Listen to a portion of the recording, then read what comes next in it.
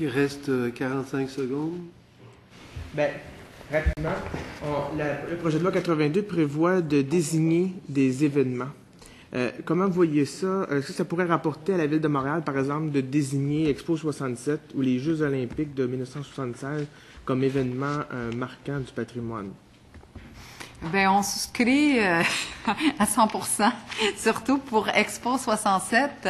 On s'est donné l'objectif 2017 comme étant une année où on va réaliser beaucoup de belles choses culturelles pour Montréal. C'est le rendez-vous. Mais c'est également parce que c'est le 50e d'Expo et c'était la Révolution tranquille, c'était le début de notre esprit d'ouverture à Montréal. Et quand on parle d'intangible, ben c'est intangible, mais c'est aussi le modernisme, toute notre architecture moderne, habitat, sont des choses qu'on vient de réaliser que oui, il y a le Vieux-Montréal, il y a le Vieux-Québec, mais il y a aussi le siècle qu'on vient passer, puis je pense qu'on doit se mettre à le valoriser aussi, plutôt que dire que c'est pas du patrimoine, on peut démolir. Madame Fatopoulos, Madame Dumas, Madame Belpère, merci beaucoup. On va suspendre le temps d'accueillir de nouveaux invités. Merci.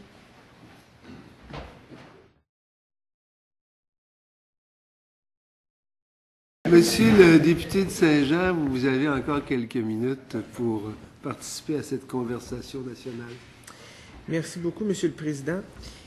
Je vais vous poser une question qui va peut-être vous paraître non pertinente pour vous, parce que je comprends votre intérêt très particulier pour la désignation des paysages.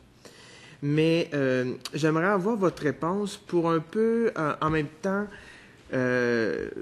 pour notre part comprendre, mais aussi pour qu'on puisse faire un peu de pédagogie entourant cette question-là. Quand on voit dans le projet de loi 82 tout le processus qui est demandé pour désigner un paysage, que l'ensemble des municipalités locales, des MRC, des communautés métropolitaines doivent faire la demande, doivent être d'accord, donc de déterminer la délimitation du territoire visé, de faire un diagnostic paysager, une analyse quantitative et quantitative, tout ce processus-là, puis je passe, là, il y a plein d'autres étapes, là. Par la suite, une évaluation auprès du conseil, que le ministre étudie la question et que là, par la suite, il doit y avoir un plan d'aménagement, que ce plan-là doit être respecté. Tout ça, là, on l'a vu ce matin, on l'a entendu par la Fédération des chambres de commerce, mais aussi on pourrait l'entendre par certains maires ou par certains conseillers ou par certains promoteurs ou gens qui pourraient dire, bien, écoutez, là, nous, là, on est bien d'accord à protéger là, l'île d'Orléans ou le Rocher-Percé ou autre, là, mais quand ça devient dans notre cour, là, on est pas mal moins intéressé à protéger ça là, et à désigner ce paysage-là. Qu'est-ce que ça peut, selon vous, rapporter de faire toute cette démarche-là? Parce que c'est des énergies, pas tant en termes financiers, mais aussi en termes de temps et de ressources, et ça prend une volonté de la communauté de le faire. Donc, parce que ça ne vient pas, comme la ministre l'a mentionné tantôt, ça ne vient pas du gouvernement qui va dire, bien, regardez, ce paysage-là, on le protège. Il faut que ça vienne de la base. Donc, cette base-là, quelle pourrait être sa raison de faire tout ce processus-là pour désigner le paysage? Je vais passer la parole à M. Gagnon, mais avant toute chose, je voudrais simplement signaler que l'industrie touristique de Québec exploite les paysages à des fins économiques. Alors, normalement, si on veut compléter... D'une part, je pense que l'article auquel vous vous référez concerne des sites en possible devenir de déclaration de citation, non pas les sites comme le site de l'île d'Orléans dont on a parlé tout à l'heure, d'une part. Ce que prévoit la loi, ce chapitre-là, on peut toujours vous donner quelques indications quant à notre perception actuelle, mais il nous semble que la loi telle qu'elle est formulée exige toutes les étapes que vous avez mentionnées, et il ne faudrait qu'une dissidence à l'intérieur d'un ensemble de municipalités ou d'un MRC pour que tout s'arrête. Selon moi, ça m'apparaît comme étant un des défauts de la loi. À moins qu'on prévoie, dans le cas où le processus de désignation n'arrive pas à son terme, que la ministre puisse prendre la relève et procéder. Je pense que vous avez souligné une des difficultés de la loi quant à la déclaration de nouveaux sites. Et ça, c'est très important. Nous revenons aussi à la notion qu'on a évoquée tout le temps, c'est qu'il y a une différence entre la démarche que j'appelle de patrimoine de proximité, c'est-à-dire la démarche locale et régionale de patrimonisation, mais il y a aussi les ensembles qui ont été déclarés des ensembles nationaux. Alors, dans ces ensembles nationaux, on pense que la démarche doit être différente. Elle ne peut pas être la même. Parce que c'est pas aux autorités locales et aux villageois de ci puis de ça de dire, nous autres, on va faire ceci ou cela avec cette... En tout cas, pas tout seul, puisque ça n'appartient pas qu'aux résidents locaux, ce site historique national-là. Ça appartient à tous les Québécois, même si on en est un peu plus fiduciaire parce qu'on y habite. 1 minute en tout. OK. Dans ce cas-là, qu'est-ce qu'on pourrait faire pour que, si un conseil de ville refuse, pour que la volonté populaire soit respectée, dans ce cas-là, est-ce que vous avez une suggestion? Il y a toutes sortes de phénomènes qui existent ailleurs, dans d'autres lois. Au Québec, il y a toutes les notions dans la loi de l'aménagement et l'urbanisme, de l'ouverture d'un registre, par exemple. Et s'il y a un nombre suffisant de personnes qui viennent signer ce registre-là, il peut y avoir comme une consultation publique ou un référendum.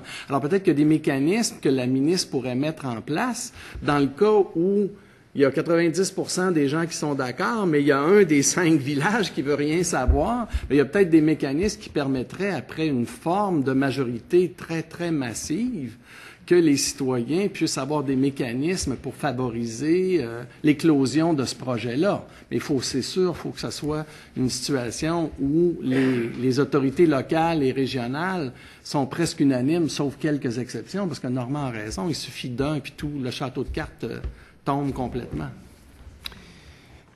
Mesdames, Messieurs, merci beaucoup. Nous allons suspendre le temps d'accueillir de nouveaux intervenants.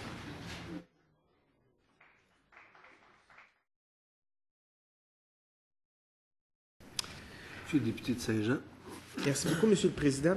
J'aimerais ça vous amener sur un autre terrain complètement. Ce matin, on a eu l'occasion d'entendre la conférence régionale des élus de l'Outaouais. Et dans leur mémoire, ils nous parlaient de toute la question de la participation des institutions d'enseignement dans la formation, notamment, du personnel des municipalités ou des régions, dans tout le processus l'entourant, l'analyse de ce qui devrait être classé ou non. Eux, ils disaient... Pardon, ils nous disaient, ils nous l'ont pas dit dans le micro, on n'a pas eu l'occasion, on n'a pas eu le temps d'en parler, mais on s'en est parlé hors micro. Mais dans leur mémoire, ce qu'ils disaient, au fond, c'est par rapport... les petites municipalités, des fois, ont souvent un employé, secrétaire trésorière, et cette personne-là n'a pas toutes ces compétences-là, pas toutes les habilités. Et la question, est-ce que la personne qu'on va lui dire, votre maison ou votre édifice, on veut la classer ou la nommer, la personne se questionne, est-ce que c'est vraiment important ou pas, et elle peut remettre en question l'expertise de la personne. Eux, ce qu'ils nous disaient, c'est que dans leur région, ils n'ont pas d'institution d'enseignement qui donne ce genre de formation-là. Ils se sentent un peu laissés à eux-mêmes sur ce plan-là. Est-ce que dans votre cas, c'est la même réalité que vous avez? Est-ce que ça pourrait être quelque chose d'envisageable, que soit les commissions scolaires ou les cégeps puissent donner des formations sur mesure, soit des AEC ou autres, à du personnel des municipalités pour avoir un minimum dans l'évaluation de ce qui est patrimonial ou non et ce qui pourrait être classé. Est-ce que tu veux répondre? C'est sûr qu'il y a des discussions qui ont déjà été faites à ce sujet-là, parce que dans notre comité de développement culturel, on a aussi le président de la commission scolaire. Et puis c'était pas seulement à ce niveau-là, c'était aussi à d'autres niveaux, parce qu'il y a des démarches chez nous qui se font, on parle de patrimoine, chez nous il y a des démarches qui se font au niveau du patrimoine paysager. C'est là qu'il y avait un manque d'expertise cruelle là, pour être capable d'aller de l'avant avec ce projet-là. Il y a même une politique des paysages. Ils sont 7 ou 8 municipalités ensemble qui sont reliées pour faire une politique des paysages. Alors, c'est quand même assez d'avant-garde. Et c'était une avenue qui avait été évaluée. Mais maintenant, quant à le mettre en place, etc., j'aurais du mal à vous répondre pour savoir où on en est rendu avec ça. Là. Mais je sais qu'en ce moment, il y a des efforts particuliers qui se font pour les paysages et la formation des gens, justement, pour être capable de répondre aux besoins et aux inquiétudes. Et le patrimoine immatériel aussi. On met beaucoup l'accent là-dessus au Témiscouata. C'est certain que ça pourrait être c'est définitivement possible de former des gens, être capable de le reconnaître. C'est certain que ça pourrait être dans je dirais plus de niveau collégial ou même universitaire. Je pense pas qu'au niveau secondaire là, qu'on en soit rendu à former des gens pour classer des bâtiments. Il faudrait essayer au moins au niveau universitaire, je pense. Mais il y a déjà de ces spécialistes-là, de ces gens-là qui existent. Si la communauté est ouverte à ça, ça prend peut-être pas un gros coup de pouce. Tout simplement pour se faire aider et aller chercher l'expertise où aller. Ça m'apparaît pas un blocage, moi, personnellement, tu sais, de la garder de cette façon-là. Mais certainement que les gens peuvent être formés, je pense bien à l'université, beaucoup plus que à l'école secondaire, par exemple. Mais pour compléter et répondre à votre question, il y a une démarche qui avait été faite et en ce moment, on est en train de travailler sur les paysages en particulier.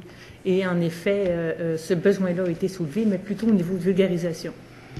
Maintenant, de sensibiliser les jeunes à l'école secondaire ou même à l'école primaire à l'importance du patrimoine, à l'importance de la culture dans leur milieu et de leur faire connaître ces lieux de mémoire-là, de leur faire connaître l'histoire de leur région.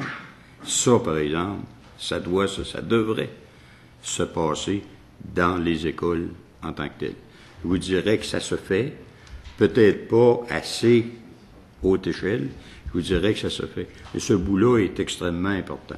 Par contre, si j'ai besoin de spécialistes pour faire évaluer un bâtiment, je pense qu'on peut facilement trouver là, dans notre environnement.